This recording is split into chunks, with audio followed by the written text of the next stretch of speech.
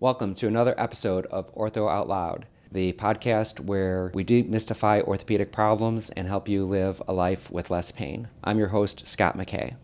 Now, how many of you have had this experience? You kick off your shoes after a long day and you think, ugh, my feet are killing me. Maybe you're an avid walker, maybe you stand on concrete floors for 8 hours a day, or maybe you've just accepted that ache in your feet is something that is normal, something that you should live with.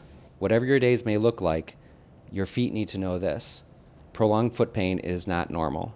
Most of us have been conditioned to neglect those seemingly small aches, but they can actually be red flags waving at a bigger issue. It's important to bring those red flags in before they become big fires that are harder to put out. Today we're covering everything from the shoes you wear to the aches you ignore. We have a powerful duo joining us today. First, we welcome Dr. Brett Albert, a board-certified foot and ankle podiatric surgeon here at Fox Valley Orthopedics who sees the consequences of ignoring foot pain every day. And we also have Glen Kamps with us, who is a wellness ambassador for the legendary Dick Athletics, who understands the foundational mechanics that keep us moving well. Welcome aboard, both of you. Thanks for having us. Definitely. Dr. Albert, can you tell us a little bit about your journey and what brought you into podiatry? Sure, and thank you so much for having me today.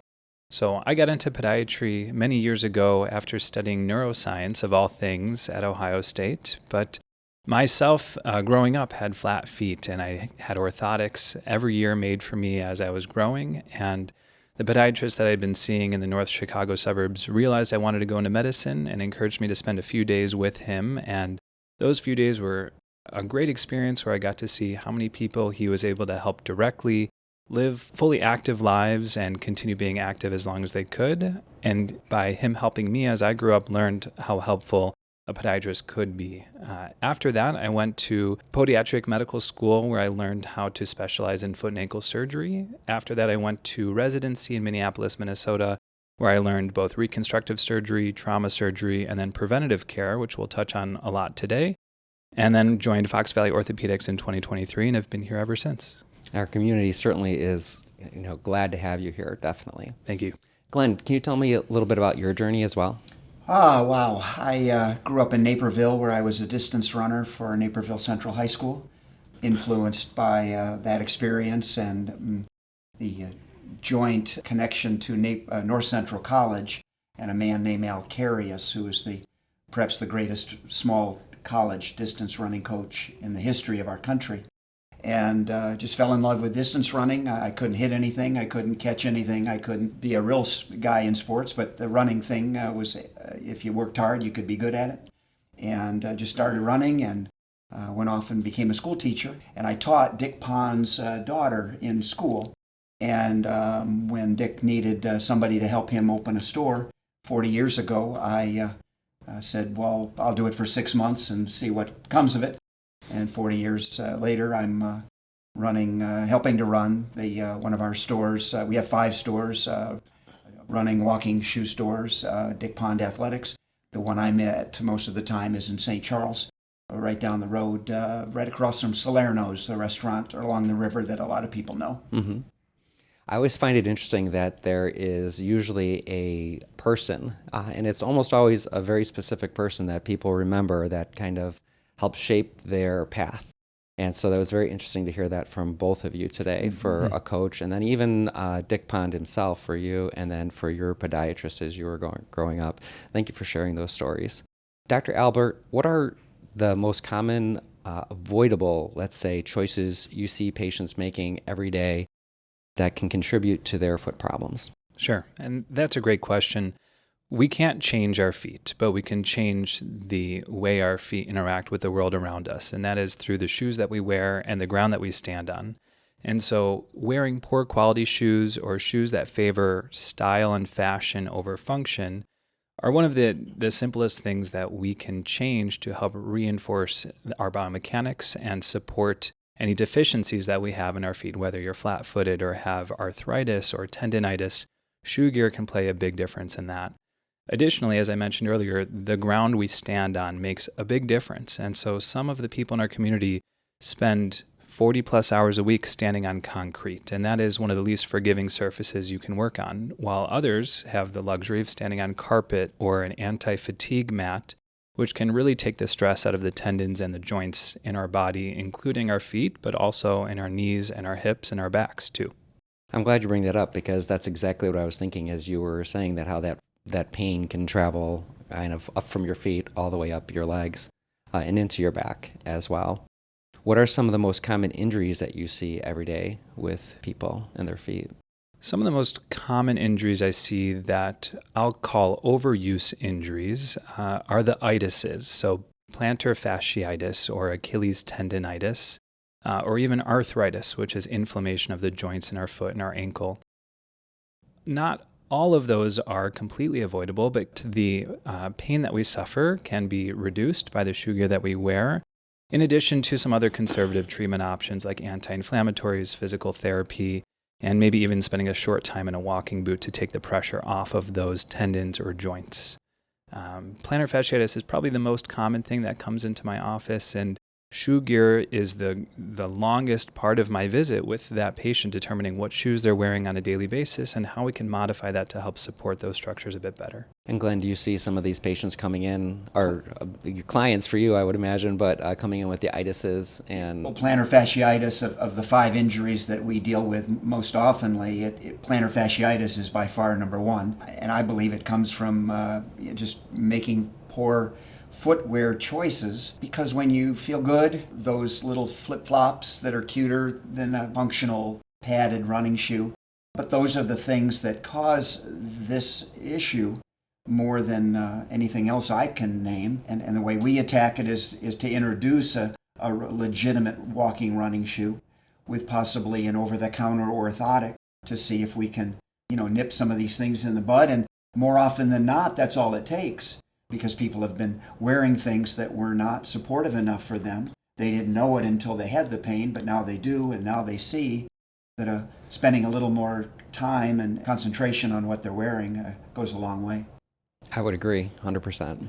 Dr. Albert, as a surgeon, how important is that initial biomechanical assessment that someone like Glenn can provide? Certainly. So, as I mentioned earlier, everyone has different foot structures or different gait styles. And so, if we were to give the same style of shoe or orthotic or even stretching recommendations to every patient, that wouldn't cover everyone. And so it's really important for me and for Glenn to examine a patient standing and walking either in my clinic or in Glenn's store to determine their foot structure and their tendencies. Do they toe out or toe in? Do they spend more time on their heel or the ball of their foot? And all of those things can influence our decision-making as far as what modifications we'd recommend for their shoes and potentially for their orthotics as well. And as far as orthotics are concerned, off-the-shelf orthotics, custom orthotics, what are some of those key differences that you would like our listeners to understand, and what direction do you like to usually go? The way I think about the difference between off-the-shelf and custom orthotics is if there's a minor issue that has recently presented itself and we're looking for a quick fix, so to speak, then an off-the-shelf orthotic can be a great first place to start, to see if adding more support to the shoe or just changing the way the foot and the ground interact with each other can help resolve that itis, that plantar fasciitis, Achilles tendonitis, something of that sort. If we're dealing with something that's more long-term, a structural abnormality like flat feet, high arches, even arthritis that has caused a change in the structure of the foot, that's when I really tend to think of a custom orthotic that really customizes the way the ground meets the foot rather than the foot having to traverse over the ground and place all that stress on the ligaments and the joints in the foot. That's an interesting way to think about it, how the ground meets the foot. Glenn, maybe you could walk us through the Dick Pond experience a little bit, what that process is and what personalized information that your staff likes to give to their clients. Sure. Everybody that comes through the door when they first come through, or most people, are strangers. We don't know much about them. We don't know where they've been. We don't know what they do. We don't know what hurts. We don't know how long it's hurt, where it hurts, why it hurts. And so we'd like to sit down and my catchphrase is, tell me your story. And I want to find out what's going on and what led them to come into a place like ours. And really, it's being empathetic and putting yourself in their shoes helps us to try to plan a strategy that then we use a couple of techniques and tools. We have what's called an Atrex 3D foot scanner, which is kind of neat to see people, for them to see themselves and to learn about their own feet. Many people don't know much about their own feet. And it's fun to educate them as to foot structure, arch height, flexible, rigid, etc., all the terms that we find as we start to look. But it's a 3D up on a screen of email to themselves analysis that shows them something about their feet and helps us to know more about them. Then we have them walk on a treadmill where we can actually see those feet in motion. It's one thing to see them standing, but I like to also see them moving. It's not a speed thing. It's not fast. I tell them it's somewhat slow and boring, but to see that foot in motion, and we're not doctors, we're just shoe people, but you start to see, the more you do these things, the trends and things that you see start to match up with what the problem that was described to you. A lot of people wear their shoes too long. They wear their shoes too tight, and we're able to use our little tools and some things I brought over here today that just to try to use our things to help before we send them to doctor, and you guys to help the chronic problems that we could not help. And hopefully between the two of us we get it done, but that's the experience at our store. What are some of those things that you like to provide for your clients? I can hold them up here if you'd like to talk about them as we go along. People are hurting, and they need some of what you're holding right there is an Achilles stretcher. Mm-hmm. Achilles tendonitis can be helped by an Achilles that's more pliable than taut, and if you stand on that little blue thing, you can stretch out that Achilles. I have people put them in their bathrooms and they brush their teeth while they're standing on there and stretching their Achilles and calves. Why not? Multitasking, right? Right. There's a splint that you can sleep in at night for your plantar fasciitis. There's some over-the-counter orthotics. There's a knee brace, a knee support. That's over here. That blue, yep. That's the best knee strap I've ever worked with. Because when they come to us, they're just starting the process of trying to figure out what's going on. And we try to help, and I don't know what our percent rate of help is, but if it were 60%, wouldn't that be wonderful? And the other 40% I need to send to a specialist and an expert like you guys. I personally have been here before. You've helped me with my knees. I had both knees done at the same time, scoped at the same time. People kid me, what did you have, a 2-for-1 coupon or something? But you did a great job on my knees, and I've got a lot of miles on these knees. And so even for my own self, good shoes aren't the answer to all problems, but you do the best you can with what you've got and do what you can, and that's what we try to do at Dick Ponds. And now you're an avid runner. You had mentioned long distance running. What advice, or perhaps how would your staff help for some of our non-runners, our non-athletes even, those people who are on their feet 40 hours a week like you mentioned, or sometimes more? What types of things with their arch or their foot structure would you be looking for to help those non-athletes? Well, the same analysis with them. It's no different than a walker, runner, or someone working, a food server. Regardless of what the person's doing, we're all put together somewhat the same way in that regard. But to come in and have us take a look at you and help you the best we can is what we're shooting for. And then maybe for some of our older adults whose foot structure may have changed significantly over the years with bunions or flatter feet or what have you, what types of recommendations would you make for those people? Well, again, it's no different. I think I'm the oldest person in this room. But what I would say is that over time, the wear and tear of years on feet start to add up the little problems that you have. And whether you're a walker or a runner, we wouldn't treat you any differently, but I think you need to take that into consideration. And, when you're a walker, we're trying to help you not only in our store get good shoes, but through our Walk to Run program, we're trying to help people become more active. And I suppose that's the biggest thing, that when you have sore feet, it starts to make being active less fun and desirable. Because it hurts more, and right. If we can help our population keep moving together with you guys, to increase people's health and well-being. That's really the bottom line. We're doing this so people can stay healthy. And so, again, that's what we're trying to do. Yeah, I think we've talked about it multiple times on this podcast where staying active is good for your muscles, but good for your heart, your lungs, and your brain for certain, and your just overall emotional support. Dr. Albert, would you be able to expound a little bit about some age-related changes that can happen to the foot and how we would take care of those? Absolutely. So I'd like to separate that between bone and soft tissue. As we age, our bones take more stress over the years, and so where our bones meet, our joints, will start to wear out. That pad called our cartilage will start to thin out over time and eventually disappears, and then we get bone on bone, and that's what most people think of arthritis. And so something like a supportive shoe gear or an arch support can decompress those joints and take the stress off of those arthritic joints and provide a lot of pain relief. From a soft tissue perspective, we can see a lot of overuse of our ligaments and our tendons, but really the key thing that I'm seeing in my practice is that cushion that we have on the bottom of our foot. When you think of a baby's foot, is very soft and pliable. And when you think of someone in their later years, it is a bony foot. And we lose that cushion over time, which really puts added stress on our joints and our bones and becomes quite painful. And so often when I'm suggesting shoes to those patients, I'm asking them to look for something that's got a bit more cushion to it. So that way, if our body can't provide that cushion, our shoes can. And I'm also reminding them to avoid barefoot walking and shoes that are really quite thin, a loafer or a moccasin or something that doesn't provide that added cushion that I really think they need. And Glenn, do people ever come in with custom orthotics or doctor's orders and you have to have a special shoe to fit those, or is that ever an issue for your staff?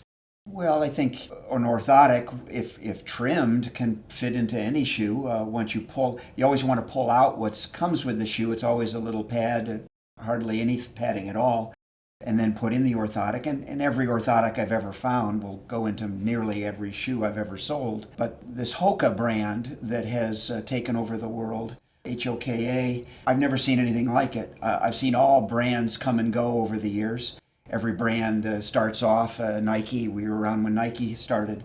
Nobody had ever heard of it, nobody knew what it was, and then it peaked and began to fade. Saucony, New Balance, is nothing against any certain brand or for any brand, but this Hoka brand, because of its increased cushion, has taken on the world, because I always felt if there was a pyramid of people, the elite athlete at the top where Nike was specializing, Hoka specialized at the bottom of the pyramid where there were a lot more people. And I think in this day and age where we're all communicating with each other, people just started telling other people, and Hoka caught on fire. Now all the other companies are chasing Hoka, everybody adding more and more and more cushion all the time, because I agree with Doctor that and as I age, that ground is getting closer to my bones with less meat underneath my bones. And everybody seems to be benefiting from that. And for some people that have never worn a shoe like this, to put on a Hoka or one of the other brands that has now increased its cushion is almost a religious experience, because they've never seen or felt anything like that and benefited from that.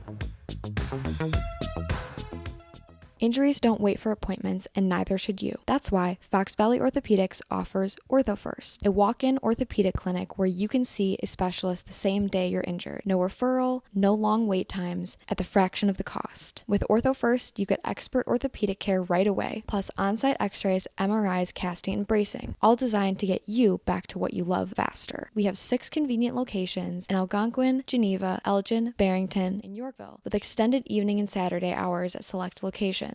Walk in today or visit fbortho.com to learn more. You can also call our toll-free number at 855-386-7846. Ortho First, because first steps matter. Dr. Albert, when patients come into your clinic, do you have recommendations for shoes based on things that they may have wrong with them or their gait, or how do you go about that? Sure. So in general, I think for the overall population, a stiff supportive shoe will be better than a flexible unsupportive shoe. And so an easy test I ask them to do when they're at the store is grab the heel and the toe of the shoe and try to bend it in half. It may have some bend up by the toe, but it shouldn't taco in half. It should have some nice rigidity to it. After you do that, try to twist it side to side, and same thing. It should have a little bit of give to it, but you shouldn't be able to turn it into a full corkscrew when you're doing that test. And then, of course, I generally recommend visiting a specialty shoe store, and luckily we have Glen in his store locally, but a specialty shoe store like that will have employees who are extremely well versed and knowledgeable about shoe gear. They're usually athletes. They've spent thousands of hours in the shoes that they're selling to you, rather than going to maybe a nationwide big box store where the sales associates aren't as well versed in the specific shoes that they're recommending. Can we maybe discuss non-athletic shoes that can cause issues? Things like flats or high heels, some other unsupportive shoes. Absolutely. So my number one kind of notorious population for poor shoe wearers, unfortunately, is our school teachers, because they love to wear very flexible flats. And unfortunately, that type of shoe is an elaborate sock. It protects you from sharp things on the ground, but it's not doing anything to support the structures in your foot or alter the way your foot traverses over the ground. And so for that population, I usually am encouraging them to ditch the flats and wear something good and supportive. It may not be as immediately comfortable when you put on, or it may take another few seconds to lace up in the morning, but I really do think it's worth it, especially for that type of population who is on their feet at least 40 hours a week when at work and chasing kiddos around or all sorts of activities. I think that having a good, stable, supportive shoe is great for them. Other notoriously unsupportive shoes, in my opinion, is going to be some house shoe options. A loafer or a moccasin or even a sandal that is quite thin. We mentioned flip-flops earlier in this podcast. And so around the house, I think it's incredibly important to wear something on your feet. Barefoot walking is comfortable, and if your house is all carpet and cushioned, that might be an okay choice for you. But if you have wood or tile or concrete in your home, it's really essential to have something on your feet. And that type of shoe should offer some support and offer cushion and should be comfortable. You should want to throw those on first thing when you get out of the bed in the morning. And so something like a Croc sandal or a Birkenstock or even a soccer slide, that's what I wear around the house, is a simple Adidas soccer sandal. And then we talked about Hoka quite a bit. They make a really excellent shoe called their Recovery Slide. And so that is a robust, supportive, but easy to wear, comfortable, and not terribly unfashionable to wear around the house as well. Good words, Doctor. Well said. Do you have any other recommendations for something maybe to wear around the house? No, that sounded great to me. I think a lot of foot problems come from wearing shoes that are too small.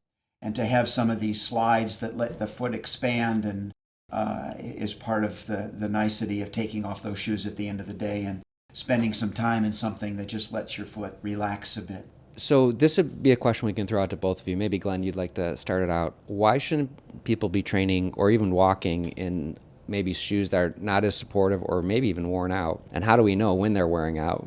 A shoe has a certain lifespan. I wish they weren't so expensive. I wish they lasted longer, but in reality, good quality shoe that's going to support your foot and essentially, as Doctor said, support everything else up the chain to your neck is worth the investment. It's an investment in your health.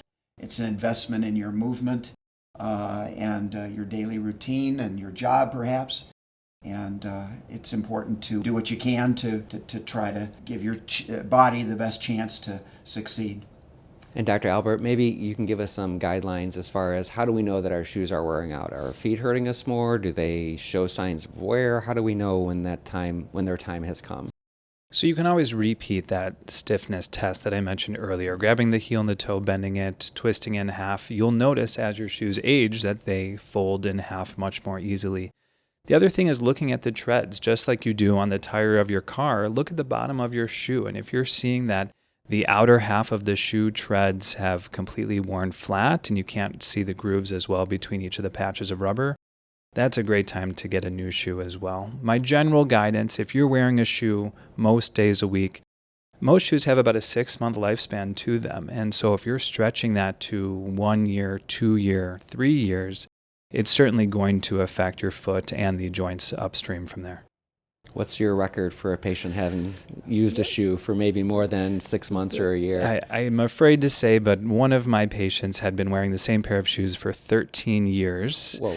And his wife approached me when the patient wasn't around and begged me to force him to get a new pair of shoes. And so I finally asked the patient politely, it's time for you to get a new pair of shoes, otherwise I'm going to take them from you. And next time I saw him, he had a brand new pair of shoes, and he was quite happy with the change. And that was the same pair of shoes he'd wear every single day? I believe so. His wife told me that he would buy replacement shoelaces every year and relace the shoe and called it good as new. That's pretty amazing. So I guess that brings us to a point too, though. He was wearing that same shoe every day. Is there any benefit to rotating different shoes out throughout the days of the week or throughout different activities? Absolutely. So shoes have some life to them. And so if you're going to spend all day in one shoe, not only do you need to recover from that shoe, but that shoe needs to recover from you. And so shoes will lose their elasticity or their springiness if they're being worn every single day. And so giving them some time to firm up and have that support again is helpful, but also to change up the way your body is interacting with shoes. So using 2 or 3 pairs of shoes on a regular rotation can help strengthen multiple tendons in your leg and your foot. And if one shoe is putting more strain on one part of your foot, at least you're not wearing that shoe every single day. So it may be a good idea. Maybe you get a different set of colors so you can color coordinate with your outfits, or maybe you get the same color but a different model of shoe. And that can really help prevent these overuse injuries that we're seeing in clinic. Do you find that as well, Glenn? People will come in and ask, should I get 2 pair of the same shoe? And my answer is, I would rather you get 2 different shoes so that every other day, every other workout, you have the chance to have your body grab the ground a little differently. This morning I ran in a shoe with a higher heel because my Achilles is bothering me at the moment. A shoe with a lower heel will put more stress on that Achilles. So every once in a while when I start to feel that Achilles come, I'll switch it up and go with something a little taller. And it makes my Achilles feel better because of the change. So even the same activity, you may find different shoes can help in different ways. Absolutely. And again, some are wider, some are narrower, some are longer, some are shorter. Nothing's exactly the same. Some work better with thicker socks in the wintertime. This morning's run was cold, so a thicker sock made everything fit tighter, so I might wear my more roomy pair because the socks were taking up some room. So you mix and you match, but the point is you're trying to wear some quality stuff to give your foot and body the best chance of being healthy out there, whether it's out on a walk or a run outside or inside. Dr. Albert, when are some of those red flags we talked about earlier, some of these issues, when are those red flags waving hard enough, fast enough that they become an issue that they should come in and get a professional assessment? So I think the patient needs to ask themselves a few questions. I suppose at that time they're not the patient, so the person needs to ask themselves a few questions. One is, am I having this pain every day? If you're having a pain that bothers you 1 day a week in an unpredictable fashion and it comes and goes pretty quickly, you don't necessarily need to come in and show us that you have pain 1 out of every 7 days and you're not really sure when it starts and how it goes away. But if you're having pain nearly every day, that's a legitimate issue that I think is worth seeing a specialist to have resolved. The second, and I think more important question you need to ask yourself is, are there activities you want to be doing that you can't because of this issue? Is this limiting your lifestyle? And if so, even if it seems minor to you, it's affecting your quality of life or the things you want to be doing. And more than likely, it's treatable, and hopefully that treatment's quite easy and conservative and can resolve your issue quite quickly. But that's when I really think it's time to come in and get seen. What are some examples of some of those minor issues, say, that you might treat conservatively? As we've alluded to earlier, plantar fasciitis is a common one. Arthritis is another. It doesn't mean you need to get surgery. There are several ways we can make you more comfortable and allow you to continue doing the activities you want to be doing. And tendinitis. That's a really common one I see with our amateur athletes, our weekend warriors. As Glenn mentioned, his Achilles is irritated from maybe overuse, and that is something that we certainly can address in the office that doesn't always warrant surgery, and our goal is always going to be trying to resolve these issues without something as invasive as surgery. And what might some of those treatments look like? All of my conservative treatments fall into one of three buckets, and I always make sure we grab something from each of those buckets. Number one is immobilization. If your Achilles is bothering you, then let's find a way to get the pressure off of the Achilles. That could be something like a heel lift. It could be something like a walking boot for a couple of days or a week.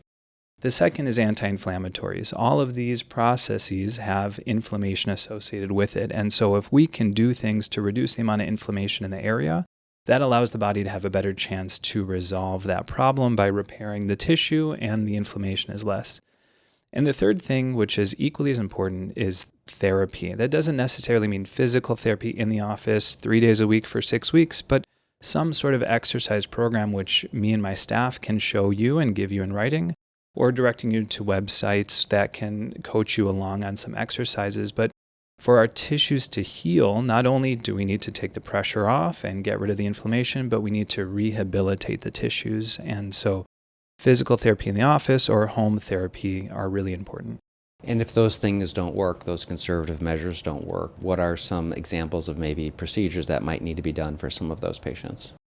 So as we've been talking about plantar fasciitis, one of the most common procedures I do for my patients who have plantar fasciitis is lengthening the plantar fascia. And so making a small incision over the start of the plantar fascia and making a small cut in it so it can stretch out and releases the pressure on that structure.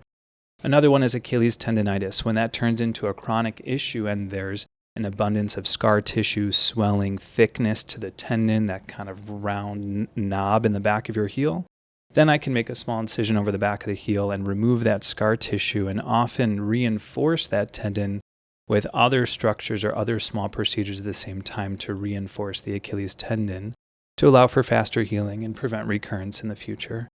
Sometimes if we're talking about arthritis, if you come see me in the office, we might do something like a cortisone injection to help cool off the joint and give your body extra time to use that joint without as much pain. But ultimately, if we're thinking surgery, it's either replacement or fusion. And depending on the joint, we have a conversation on which type of procedure is best for your lifestyle.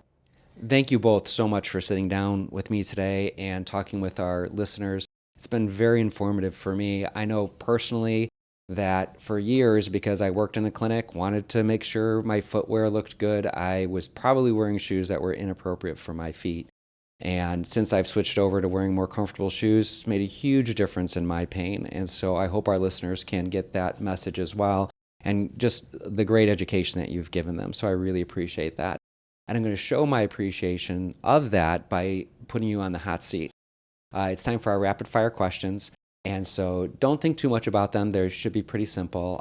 We'll do one at a time. You'll both answer the same question, and we'll alternate between so that, the second person doesn't get to think about it every time, make it a little bit fair. But Dr. Albert, we're going to make it unfair for you first, Sure. And we'll start with you. Okay. If your feet could talk, what would they collectively complain about the most right now? My arch pain. I'm flat-footed, and although I wear orthotics, I still have flat feet, and they still bother me occasionally. What about you, Glenn? What would your feet complain about? I would speak for the average customer at the store. It would be that my shoes are too tight. I need more room. More room is always better than less. Running shoes, walking shoes these days are made on the other side of our planet, where they do not subscribe to our sizing system. So if you think you're a size 10 and buy a size 10, you're really buying a 9.5 or a 9 in disguise. So my advice would be bigger is better. Get more room, you'll enjoy it. So I didn't get taller over the last 10 years. Glenn, what do you think is the most underrated wellness habit? Sleeping. Sleep. Sleep is very, very important. The older you get, the more you know you need it. And if it's true for me, it must be true for you youngsters also. What about you, Dr. Albert? I think choosing the appropriate activity. Right now, certain sports in the community might be overrated. I'm not going to name any of them, but everyone has different abilities. Choose an activity that you are able to safely do and comfortably do, and then maybe you'll enjoy it and do it for longer. I think those are both excellent answers, definitely. And I do agree with the sleep, certainly. Dr. Albert, if you could have a lifetime supply of one thing, what would it be? Great question. I think mine would be my favorite food of smoked salmon. Is that okay to answer? It's open questions. You can answer however you want to. I could eat that every day for the rest of my life. Glenn, what would your lifetime supply be? KT tape. It's a tape that we sell at the store, and I've used it regularly when I've got to get over a little bump in the road, as it were. Mm-hmm. We talk about supporting the foot and supporting the ankle. It's a cloth tape that can go around a certain arch place or a heel place or my Achilles and get me down the road a couple more days. And I have a big roll of it, and I hand it out to customers so they can at least experience it for free, because I hate for them to buy something that they will never use or never like. But to have a lifetime roll of that just kept coming would be a good thing. And maybe in different colors or patterns. Absolutely. Too. Yeah. And I think with the KT tape, it is important to learn how to do it the proper way. And there's definitely resources out there, including our therapists can help patients, or your staff too. But yeah, that's an excellent idea. All right, Glenn, what's your go-to I need to relax activity? Probably building a fire in the fireplace and sitting on the couch. What about you, Dr. Albert? Doesn't sound so relaxing, but I love to cook, and I put on some music, and I'm not looking at any screens, and I'm just working at the stove. I really enjoy that. That creativity that you can get with cooking at times, sure. Dr. Albert, what is the most used emoji on your phone right now? The crying, laughing emoji. I think it's appropriate for awkward conversations and quite happy conversations too. Agreed. How about you, Glenn? The two hands that say thank you. It's always good to be appreciative. That's a good one. Glenn, if you had a warning label, what would it say? Stay away from the coffee. How about you, Dr. Albert? I think it's going to be warning. He's going to try to teach you something. I think I'm over-explaining and trying to teach people about at work or at home. Maybe they're not so interested in the why this happens. Yeah, but I think that's a good thing. Yeah, it's a good thing to have. You as a former teacher as well, right, Glenn? Yeah, it's good to teach. Dr. Albert, coffee or tea? Coffee, 2 or 3 times a day. Coffee. Agreed. Iced coffee year-round. Glenn, if you had a TED Talk to give tomorrow, but it couldn't be about your professional expertise, what would the topic be? It would be on, we have a class, a group at our store that recycles aluminum cans, and we take the money and we spend it at Aldi, take the food and bring it to the Salvation Army in St. Charles for their food bank. It would be on how to crush an aluminum can properly so that we can get more cans in the truck to take them to the recycling. They don't take up so much room. There you go. I think mine could be weightlifting. That's something that I really enjoy doing, and I think I could spend 30 minutes talking about proper ways to weightlift. Nice. And what's your current favorite TV show, Dr. Albert? My favorite show that I'm watching right now is The Barefoot Contessa with Ina Garten. She rocks me to sleep most nights. Glenn? I'm boring. I watch a lot of documentaries, historical documentaries. Is there one that comes to mind currently that you've seen recently? I just watched something on Vietnam the other day. It was very, very interesting. And Glenn, if you could leave our audience with one piece of advice, foot-related or otherwise, what would that be? My mom is 95 years old, and she competes in 5Ks. That's amazing. The reason she's 95 is because she competes in 5Ks.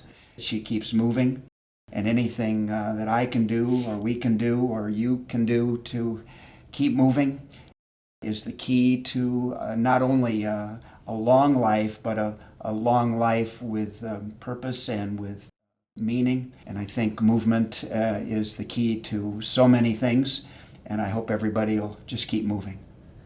Dr. Albert? Mine is stop ignoring your symptoms. If your body is giving you pain signals, that's because something is going on. And far too often do I have patients that come in and I think to myself, had we started addressing this 6 months ago, we might have avoided surgery, or we might have avoided a long time in a cast or a boot. So it's worth addressing early, and it might save you a lot of headache in the future. Thank you both so much for coming today. Thank you for taking some time out of your day today to share with us. Thanks for having us. Thank you very much, Scott. Remember, listeners, like Dr. Albert said, prolonged pain is not normal. Get assessed, get the right support, and view your feet as the foundation of your health that it is. Thank you for tuning into our podcast today. There will be links to our website as well as Dick Pond's website in the notes below. We'll see you next time.